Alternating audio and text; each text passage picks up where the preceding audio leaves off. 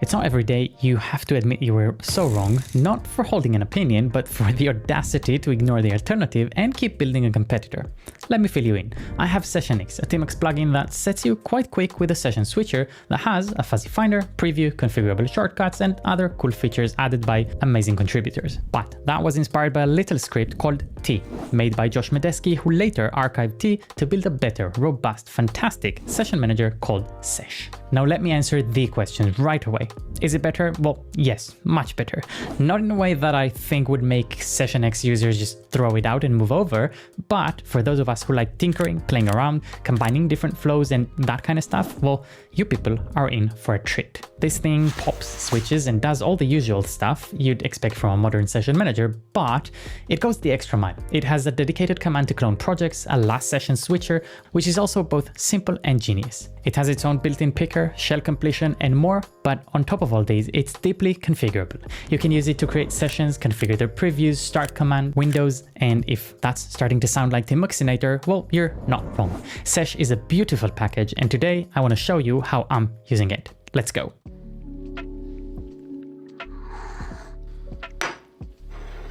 I think it's worth spending 60 seconds explaining why would anyone even care about session management. Those of us who use Tmux or its alternatives mostly want an easy way to separate work into tabs or windows, to use the proper terminology, and splits for multitasking. Most people stop there, but sessions allow you to create multiple workspaces containing windows and splits, which you can switch between. The problem is that Tmux, while building sessions into the system, did not treat it as a first-class citizen, at least not when it comes to usability, which made most users avoid it or even use Tmux without being aware of the option. That's where tools like SessionX, Sesh, and others come in.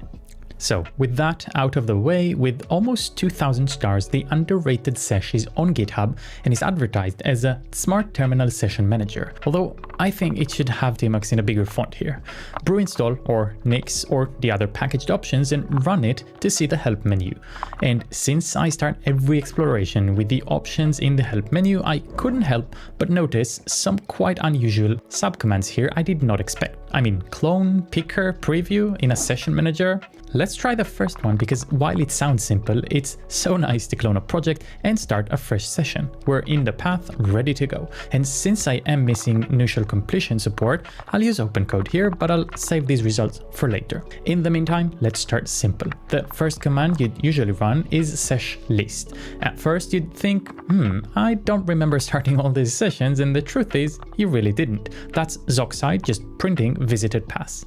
That's a good place to stop and mention Zoxide is a prerequisite here. It's a fantastic alternative to CD and an upgrade to the old Z script. I have a video covering Zoxide, and if you ever seen me running Z path to somewhere, that's what it is. SessionX, for example, also uses Zoxide, but only to help you figure out the path from its name.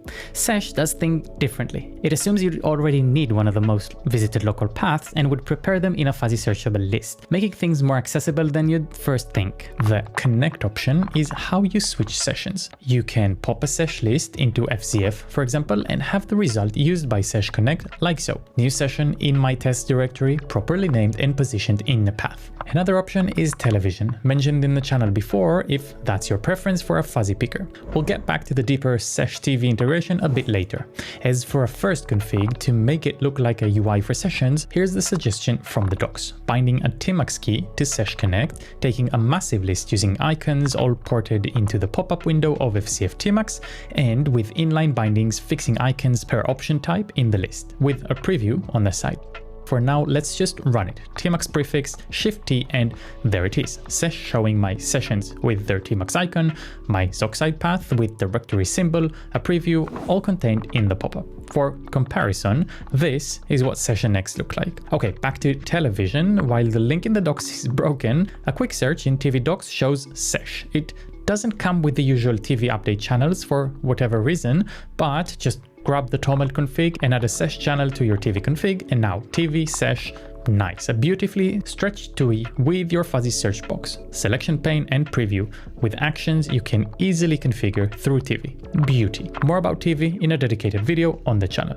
I wanted to show you the TV integration both because it's neat to have and yet another thing this thing can easily handle, but also to show how easy it is to port Sesh wherever you like. Your preference, your tools, your environment, it's there to be flexible and support any kind of setup. If there's one thing that consistently kills the momentum in any DevOps workflow, it's waiting for the container builds to finish. Usually, you're stuck watching a progress bar crawl along, but Depot, the sponsor of today's video, is here to completely bypass that frustration. It's a developer infrastructure platform that acts as a literal drop-in replacement for your existing build tools. The transition is seamless because you basically just swap out the Docker build command with Depot build. They've just shipped something pretty significant, Depot CI, which is an entirely new CI engine built from the ground up. You know how traditional CI systems spin up a cold, empty VM every single time you push code, cloning your repo, downloading dependencies, the whole thing.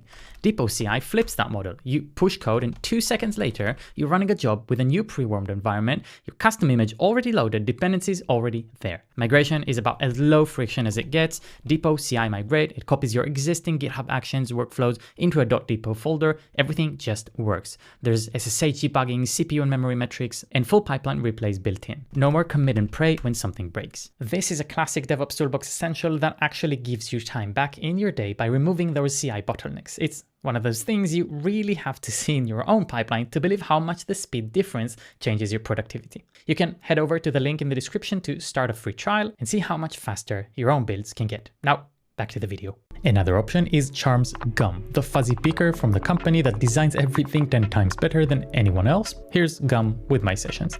Now, in every tool, there's always a feature that I dismiss, thinking, okay, yeah, who needs that? And then I just can't stop using it. You know how in Tmux you can configure the last window binding? Mine runs on prefix A. With Sesh, you can use Sesh last to get that same behavior in sessions. Map to your choice and then switch back and forth with ease. With Session X, I solved that by always setting the last visited session under the cursor when you open it. Sesh, as you've already figured, has a more portable way of doing that by providing the option in the CLI. But here's where Sesh really shines in my opinion: configurability.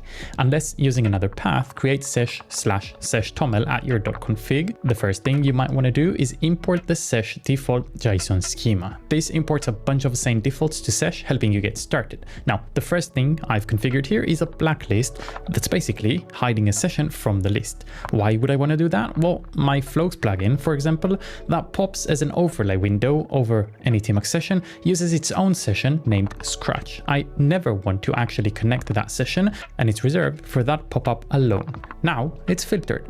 You can also configure the directory length in session names, but I like the default one to keep things short. Also, a nice surprise is a mention of Tmux Flows here, and the fact that it works great with Flows. My guess is the reason for that is the more path you give a name, Flows, also using Zoxide, will be able to better guess the path for you and send you there, making things even easier. Back to the config, you can change the order of sessions shown by setting a sort order. I didn't really find use for that, mainly because I'm using very different session names, so on to the next pretty cool yet something I did not end up using: cache. How thoughtful. If you're on a busy system, you can cache lists, which speeds up calls.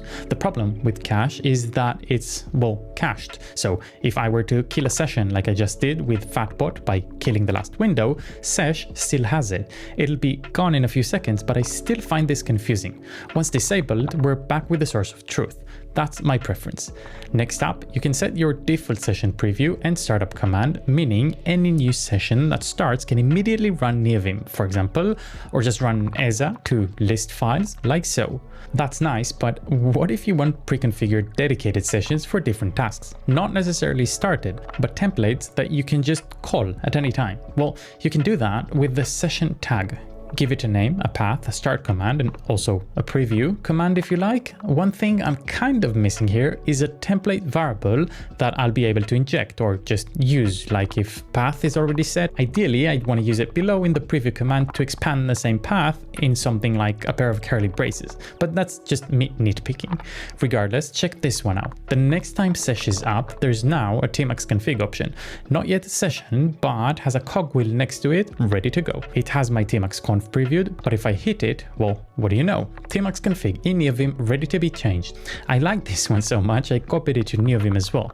The thing is, if you don't give it a start command, it'll just copy the defaults. So you can always disable startup command if that makes sense. how about taking things a step further, maybe into projects I'm usually working on?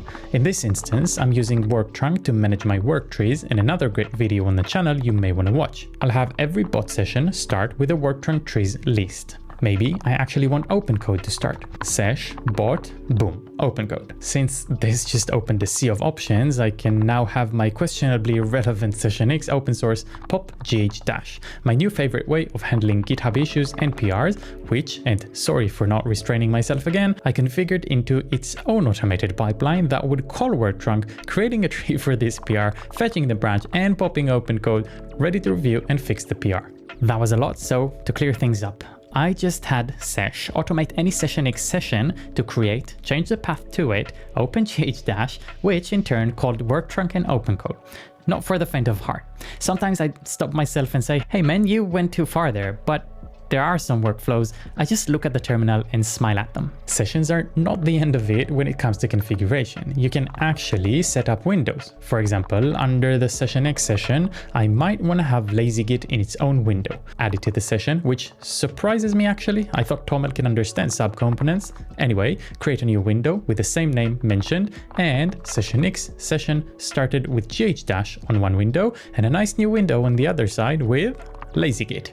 Another world of new options just made my brain come up with 10 new ideas. You can, of course, extend this with more windows, as many as you like to be honest, and have them all started next to each other every time you start that session. There's also an option to set wildcards, like popping NeoVim for all the home/test path, but there's something you never thought you'd see. A Raycast integration. Raycast is a super popular macOS launcher which I swear by, and if you look for it, you'll find Sesh in the extension store, which was installed almost as many times as the stars it has. Fix it to work with Wisdom because we're not savages, and get this, I can literally call Tmux with the proper session and its templates from anywhere at any time. There's more to Sesh, but that's most of it, and that's a lot. If you don't care about that kind of level of tinkering, SessionX is still a great option. A quick TPM install and you're fixed. With Sesh, you'd have to install a standalone binary and add a config to really enjoy its power. But it's very much worth it. Now, I did miss a few things, like the ability to rename a session, maybe a leader key to fix the pop-ups options and other nitpicky stuff, but overall, a fantastic option for any Tmux user. You probably noticed Zoxide mentioned here, which is a prerequisite to both Sesh and SessionX, but it's also a standalone productivity beast, which I highly recommend getting familiar with. Watch this video next for Zoxide. Thank you for watching, and I'll see you on the next one.